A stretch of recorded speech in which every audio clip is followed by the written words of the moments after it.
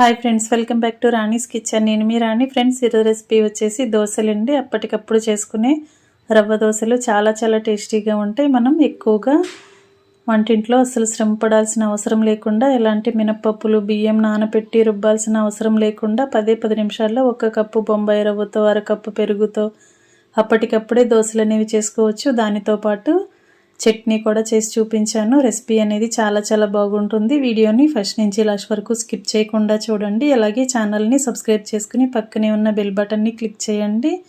ఇంకా ప్రాసెస్లోకి వెళ్ళిపోదాం. ముందుగా మిక్సీ జార్ తీసుకుని దానిలోకి 1 కప్పు నిండా ఉప్మా రవ్వను వేసుకోండి. సూజీ రవ్వ అంటాం కదండి, అది వేసుకున్నాం కదా. ఇప్పుడు అరకప్పు పెరుగుని వేసుకుని అరకప్పు నీళ్లు పోసుకుని జార్కి మూత పెట్టి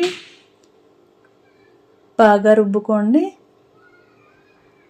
పిండి అనేది చాలా సాఫ్ట్గా నలిగిందండి. ఈ విధంగా దోశ బ్యాటర్ లాగా రుబ్బుకుని ఒక మిక్సింగ్ బౌల్లోకి వేసుకోండి.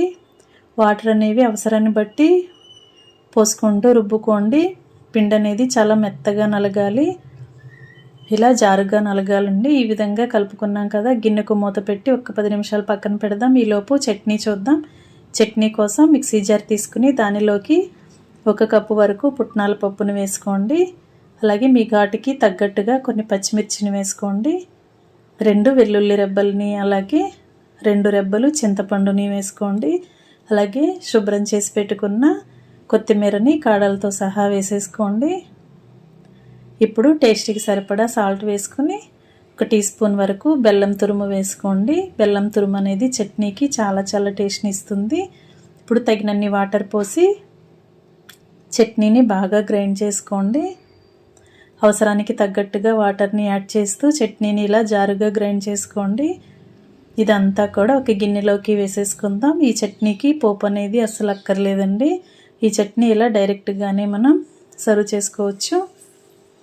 చట్నీ అంతా గిన్నెలోకి వేసుకున్నాం కదా. ఇప్పుడు సాల్ట్ని ఒకసారి చెక్ చేసుకుని అడ్జస్ట్ చేసుకోండి. మీ టేస్ట్కి తగ్గట్టుగా సాల్ట్ చాలకపోతే యాడ్ చేసుకుని చట్నీ గిన్నె పక్కన పెట్టుకోండి. ఇప్పుడు మనం ముందుగా నానబెట్టి పెట్టుకున్న ఉప్మా రవ్వని చూద్దాం. దీనిలోకి టేస్ట్కి సరిపడా సాల్ట్ వేసుకుని ఒక 1/2 టీ స్పూన్ వరకు బేకింగ్ పౌడర్ కానీ వంట సోడా కానీ వేసుకోండి. బేకింగ్ పౌడర్ వేసినట్లయితే ఇలా బేకింగ్ పౌడర్ పైన వాటర్ని పోస్తే యాక్టివేట్ అవుతుంది. అలాగే ఉండలు అనేవి ఎక్కడ లేకుండా కూడా సాల్ట్ వంట సోడా పిండిలో బాగా కలిసేంత వరకు విస్కర్తో కానీ గరిటతో కానీ బాగా కలపండి. ఇంకా దోశ బ్యాటర్ రెడీ అయిపోయింది. అలాగే చట్నీ కూడా రెడీ అయిపోయింది కదా. ఇంకా దోశలు కుక్ చేసుకోవటం స్టార్ట్ చేద్దాం. స్టవ్ ఆన్ చేసి దోశ పెనం పెట్టుకుని పెనాన్ని బాగా హీట్ అవ్వనివ్వండి. పెనం కొంచెం కాలిన తర్వాత 2 గరిటెల వరకు పిండిని ఇలా పెనం మధ్యలో వేసుకోండి.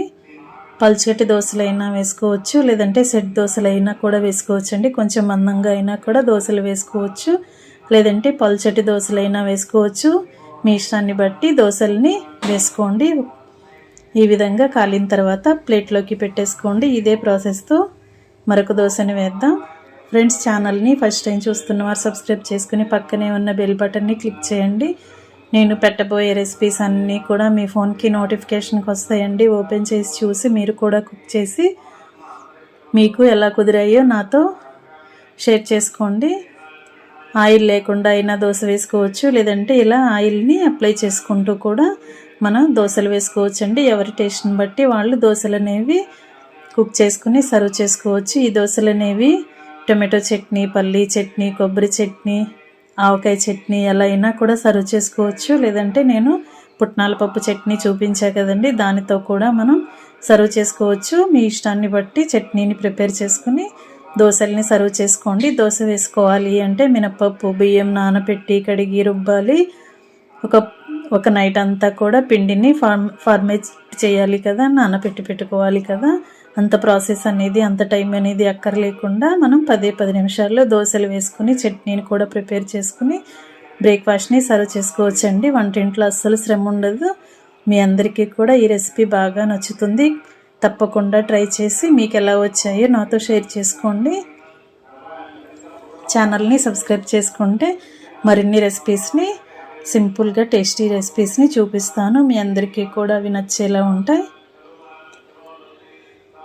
చిన్నపిల్లలు పెద్ద వయసు వారు అందరూ కూడా చాలా ఇష్టంగా తినవచ్చు. ఎప్పుడూ మినపప్పు బియ్యంతో రుబ్బిన దోశలు టేస్ట్ చేస్తూ ఉంటాం కదా, ఒక్కసారి ఇలా ఉప్మా రవ్వ దోశలను ట్రై చేయండి.